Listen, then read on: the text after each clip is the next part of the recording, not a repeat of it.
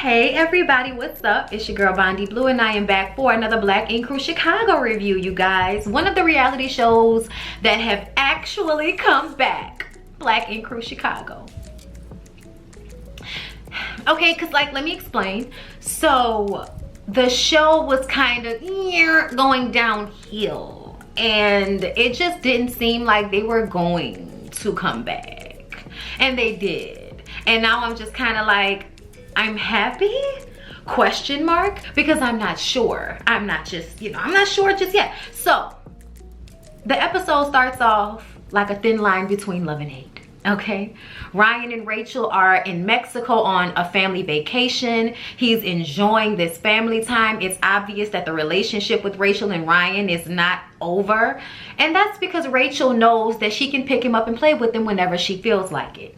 Okay? Like, Jeremiah, I think, is her other baby daddy. Okay? And we've seen them all, being a family together. Okay? I just really think that Rachel don't really want to be with Ryan, but he's attractive. His sex might be good, but that's it. Like, I don't want to deal with you on an everyday level because, you're an ass. Like, I'm sorry. I'm sorry. Ryan's an ass. Okay, he's pretty and he knows it, and now he's getting in shape and it's making it even worse. Okay, because he's so fine.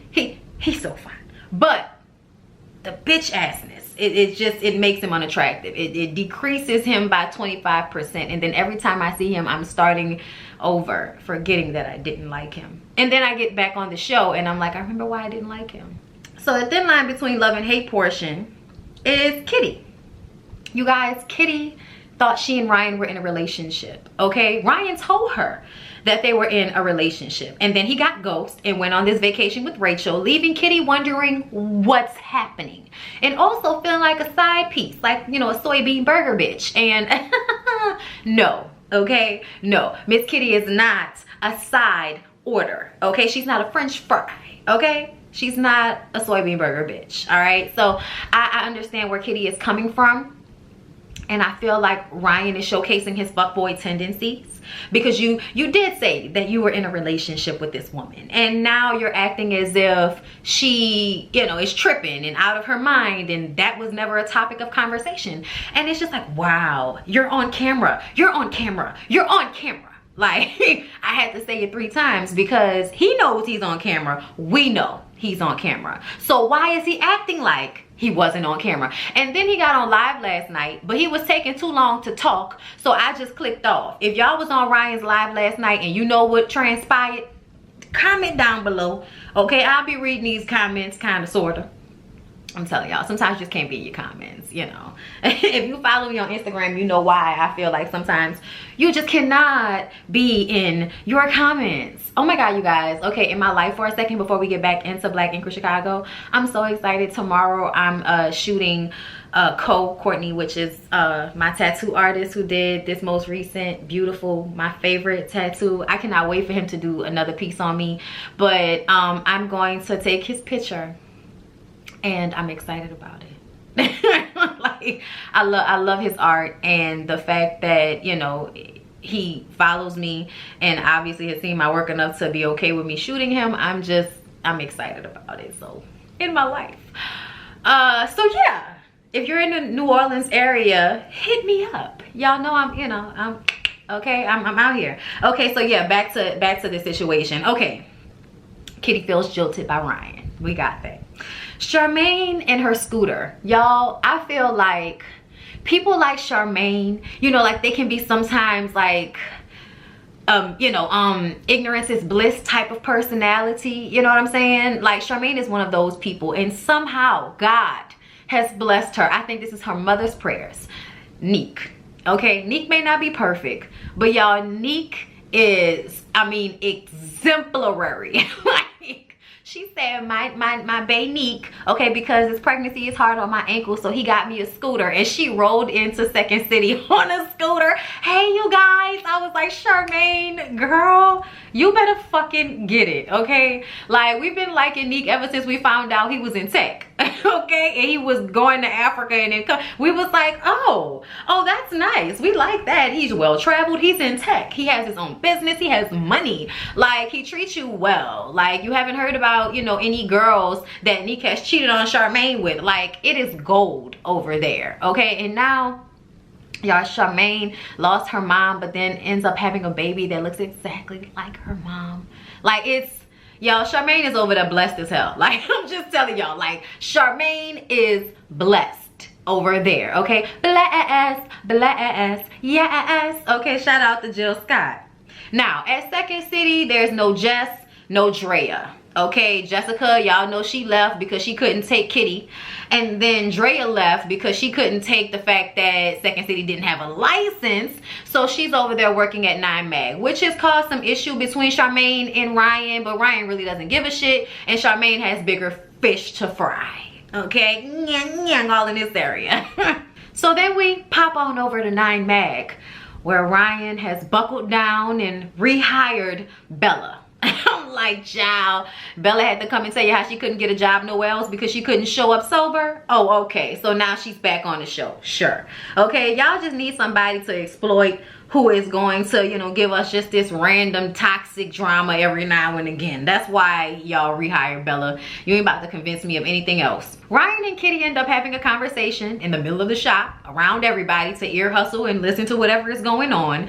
And he says that, you know, he never said that they were in a relationship, and then the cameras played back. And he did say that we're in a relationship, so I don't want you to feel that way. But now she's feeling that way, and you're telling her that you never made any promises to her. It's just really like dog nigga mentality. Like, it's really a mind game and emotionally abusive to put forth a front with somebody, and then when they act upon that front that you've shown them, you now act like they're insane. Like, I feel like dudes should really have to face harsher consequences from the women they're in relationships with when things like that take place. Because you're not about to play with my mind and my body and then fuck with my spirit by acting as if I'm crazy and we didn't have this conversation. If it wasn't on camera, I feel like, you know, anybody would have just believed his story over hers because he has a ponytail and muscles. Like, whatever. But she's really upset that he left and he didn't tell her that he was leaving. It just feels like you went and had this vacation with your baby mother and we were supposed to be in a relationship and you didn't say anything to me, and now that I'm upset about it, something's wrong with me. Oh, okay, gotcha. So she just walked out. Okay, she said what she had to say and she walked out. She was like, oh, really? You trying to play that game? You trying to pretend? Oh, okay, I got you. And now everybody done heard their business, and, you know, everybody's gonna think that Kit should feel embarrassed. But I'm like, why should she be embarrassed because he's a fuck nigga? Like, make it make sense for me. Like, I'm not about to feel like this is my fault because he's a liar. Like, or embarrassed as if every woman who knows about the situation hasn't had somebody do this to them. Like, it happens. So y'all, then we see Van and his family. They're back, all right? His daughter Bree is about to turn 18. Jen is still in the house with them, you know, showcasing that most of the drama that went on between the two of them was probably just for the cameras, you know, along with probably everything else on the show. But you know what? We're not gonna worry about that right now because this is all we have. So we're gonna be happy about it, okay? Van is back, and Bree wants to invite her uncles, Ryan Van 4, you know, and them, Ryan and them. So for the rest of the episode, it's pretty much gonna be Ryan and them. Now, something is going on with Don and Ashley. They're not in a good place right now. I think he may not be in the household with them. She was talking about taking the kids to Texas among the pandemic, and he was like, you ain't taking my kids nowhere. I don't know what's going on with them, but they sure know how to front like shit is good on social media. Boy, I tell you. They've been working out together and everything. Van, you know, isn't really feeling inviting Ryan and them to his daughter's birthday party. We're not friends. But Bree feels as if, you know, they were in her life since she was 12 years old. They should be a part of it. Auntie Charmaine, everybody. Okay. So y'all, then we get to see Eddie Curry, who is Ryan's sister's ex-old man. Okay, so here's the breakdown of the story now that I have it correct, because I didn't have it correct before. So Eddie Curry is, you know, a famous ball player. He was married. He was also sleeping with Ryan's sister and had a baby. okay? I guess he went back to the wife at some point, but she was still pregnant. So the baby that was killed when she died was also Eddie's child. He never met that child. The first time he saw that child 10 months after she was born was in a casket.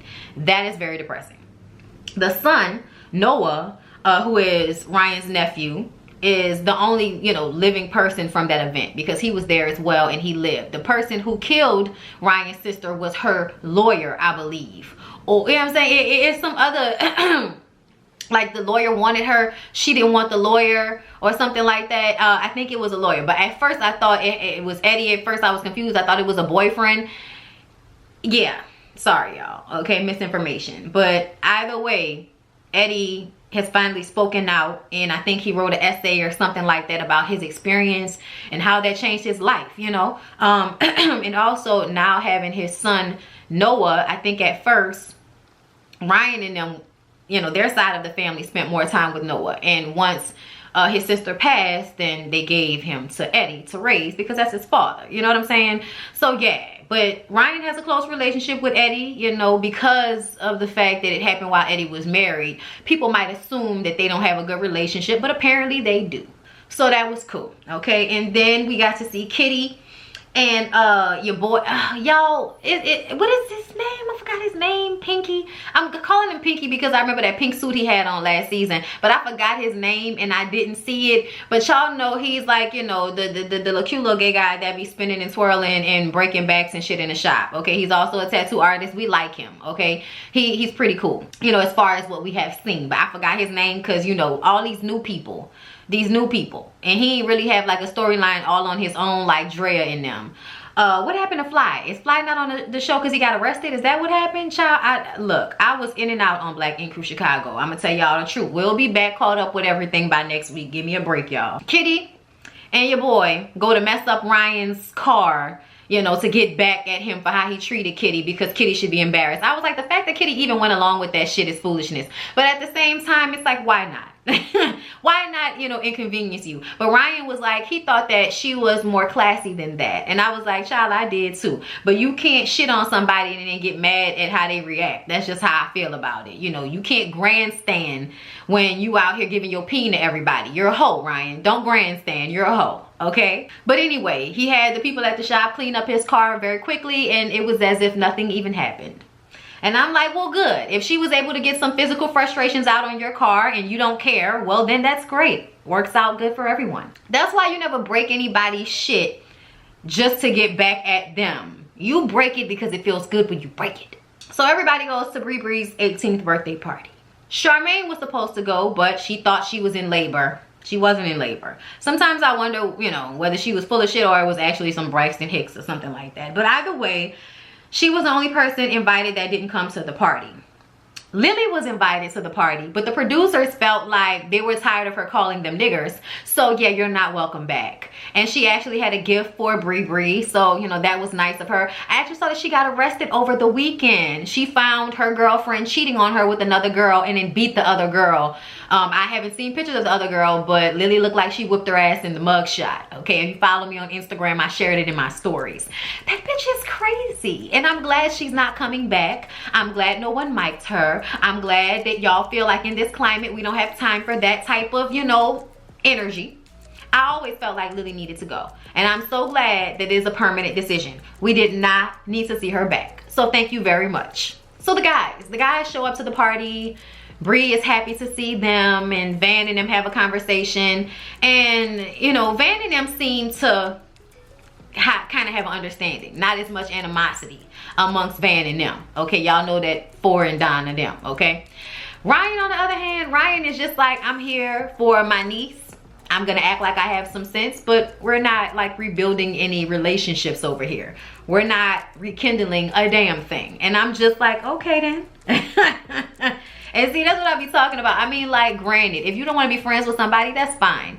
But something about his inability to let shit go, even though he be fucked up too sometimes, is where the bitch assness comes into play for me. So yeah, y'all, that was Black Ink Crew Chicago. I enjoyed it. It was okay. I think the season might be, you know, good, but I swear to God, like, the pandemic is still going on. So the fact that we're gonna have to watch people react to, you know, the pandemic, like we already, you know, we're still in it, you know what I'm saying? So having to watch it on a reality show, I don't know how I'm gonna feel about that, to be honest. But yeah, I hope y'all enjoyed the review. Please don't forget to like, comment, and subscribe to my channel if you have not already. I love y'all, and I'll see y'all in the next one.